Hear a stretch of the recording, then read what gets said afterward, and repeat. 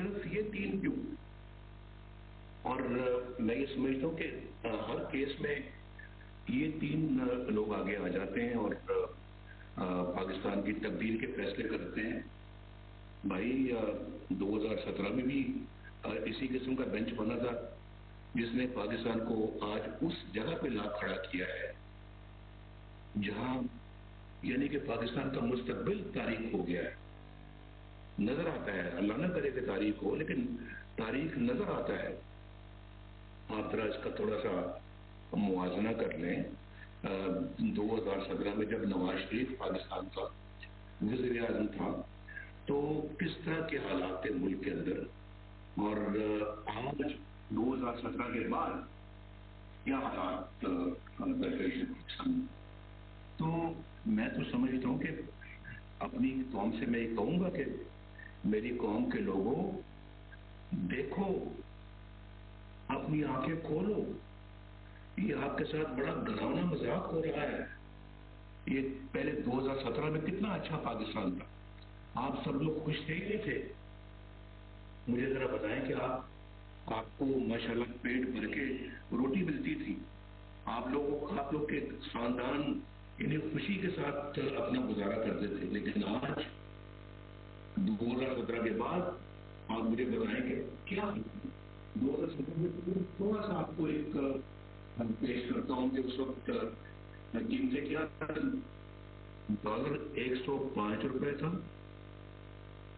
اور اس کے بعد چینی 50 روپے تھی، آٹا 35 روپے کلو تھا، پیٹرول 65 روپے کلو تھا، اور بہت ساری سبزیاں 10 روپے کلو ملتی تھی، اور بجلی کا بل بہت کم ہوتا تھا. اور بجلی بھی آپ کے گھروں میں آ گئی کیونکہ ہم نے اللہ کے فضل و کرم سے لوڈ شیڈنگ کا خاتمہ کیا، اور بجلی کے بل بھی اتنے آتے تھے کہ آپ بڑی آسانی کے ساتھ ادا کرتے تھے.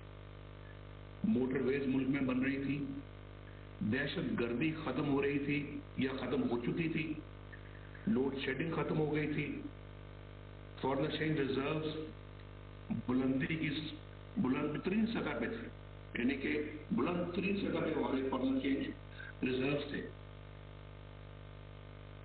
آج 2017 کے بعد $1 بلین کے لیے پاکستان کو جا کے تو اپنے دوستوں سے درخواست کرنی پڑتی ہے کہ ہمیں $1 بلین دے دیں.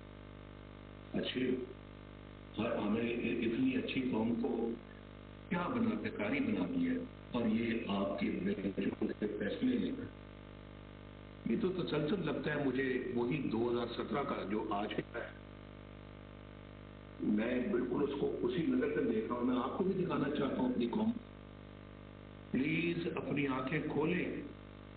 یہ پاکستان کے ساتھ نے بڑا گھراؤنا مذاق کیا، اور آج پاکستان خدا نہ خاصا تباہی کے دھانے لا کے کھڑا کر دیا انہی بینچز کے فیصلوں نے. اور آج پھر پتہ نہیں فیصلہ جو کرنے جا رہے ہیں، اور وہی 3 ججز جو اس وقت بھی نواز شریف کو ڈسکوالیفائی کرنے کے اندر شامل تھے، ان میں سے یہی 3 لوگ، باقی تو ریٹائر ہو گئے. یہ ساکر نثار ریٹائر ہو گئے، جسٹس کھوسا ریٹائر ہو گئے، جسٹس وہ جو شیخ صاحب تھے وہ ریٹائر ہو گئے ہیں.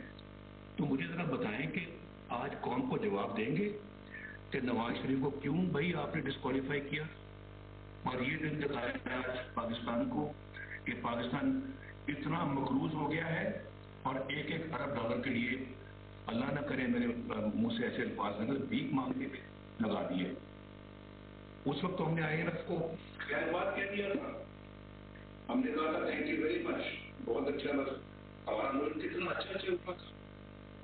آپ دیکھ رہے تھے کہ انشاءاللہ پاکستان آنے والے چند سالوں میں دنیا کے 10-20 جو سب سے ترقی یافتہ ملک ہیں ان میں شامل ہو جائے گا. آج کے فیصلے پتہ نہیں کہاں لے کے جائیں گے اس ملک کو.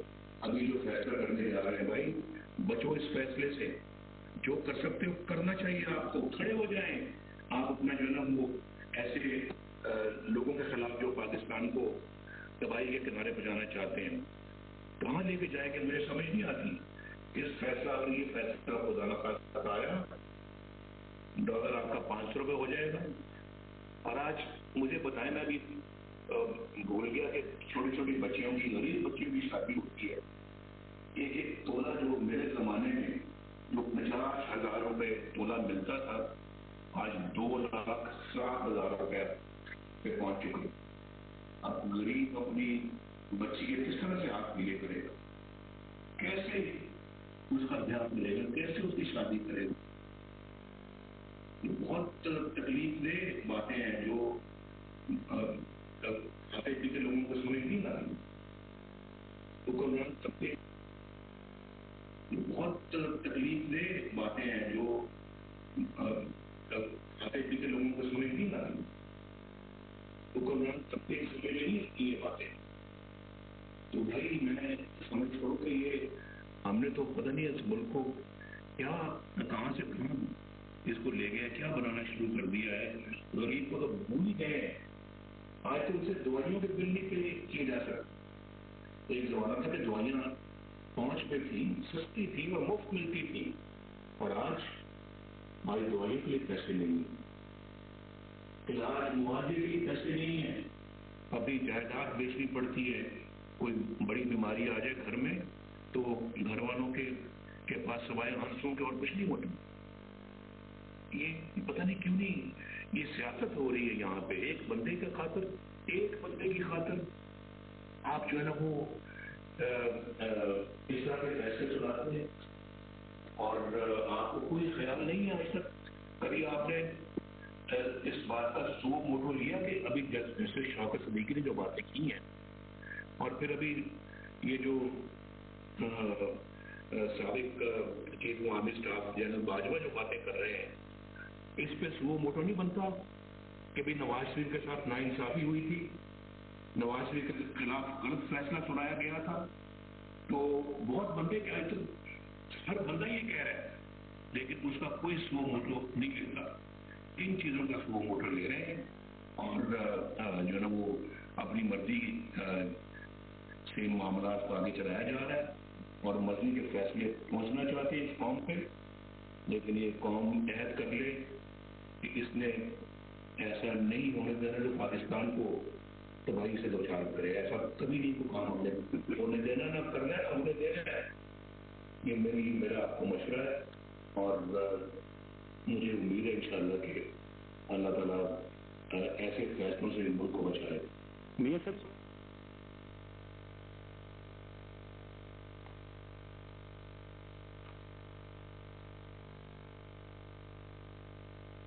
तौर पे आपके लिए कैसे लेंगे उसको?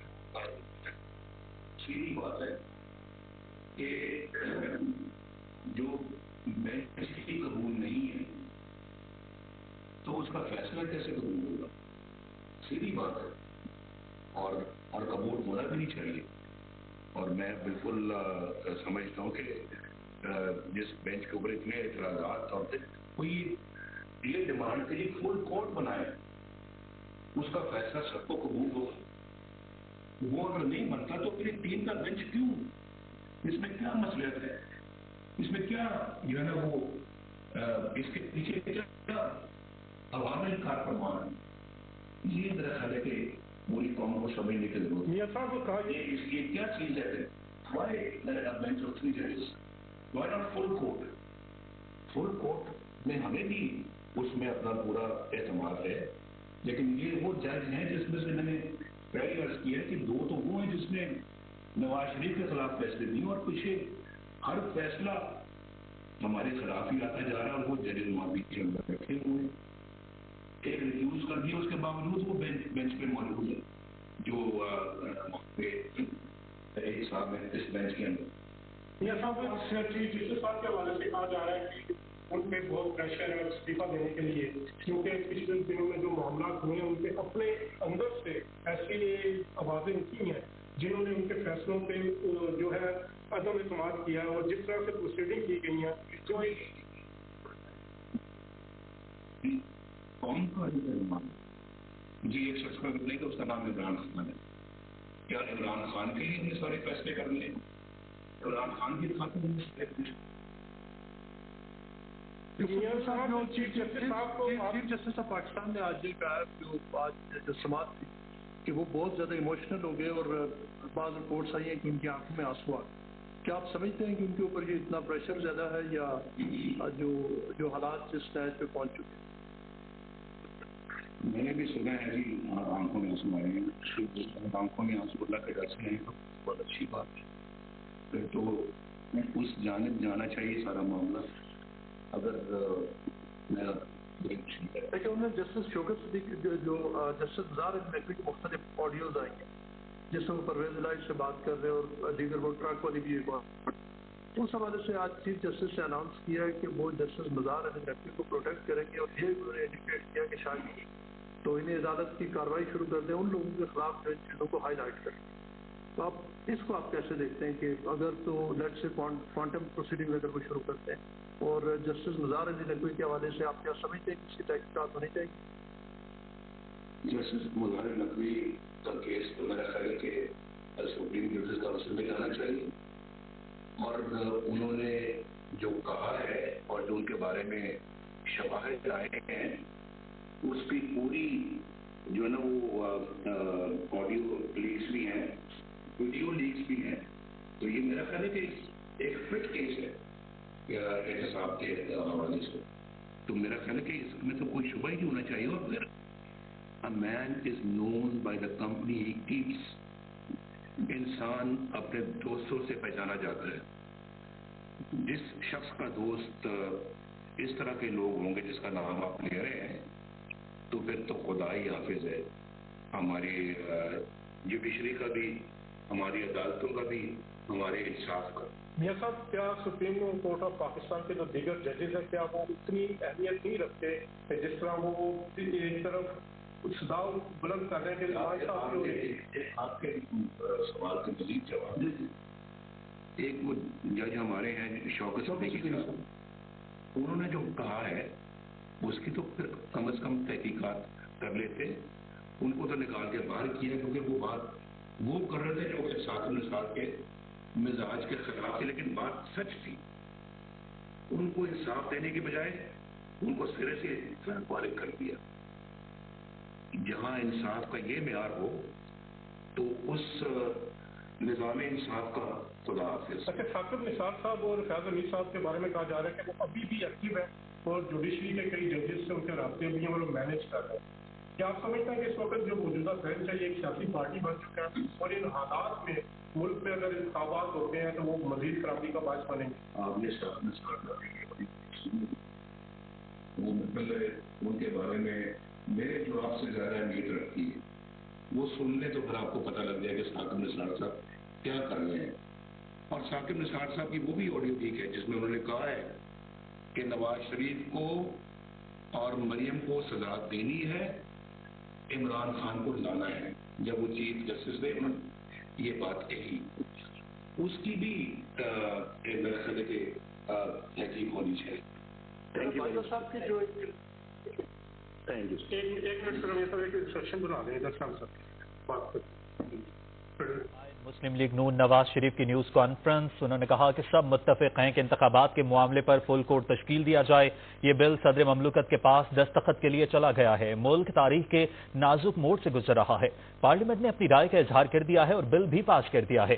2018 میں پھلتے پھولتے پاکستان کے ساتھ گھناؤنا مذاق کیا گیا. نواز شریف نے کہا کہ ہم نے دہشت گردی کا خاتمہ کیا, توانائی کے بحران پر قابو پایا, میگا منصوبے مکمل کیے.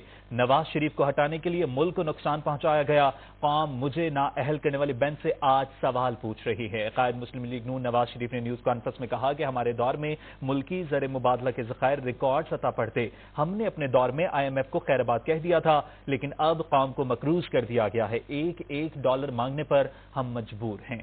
قائد مسلم لیگ نون نواز شریف لندن میں نیوز کانفرنس کر رہے ہیں. انہوں نے کہا کہ سب متفق ہیں کہ انتخابات کے معاملے پر فل کورٹ تشکیل دیا جائے. ایسے فیصلے نہ کیے جائیں جس سے ملک مزید عدم استحکام کا شکار ہو. قوم مجھے نااہل کرنے والے بینچ سے آج سوال پوچھ رہی ہے. ملک تاریخ کے نازک موڑ سے گزر رہا ہے. پارلیمنٹ نے اپنی رائے کا اظہار کر دیا ہے.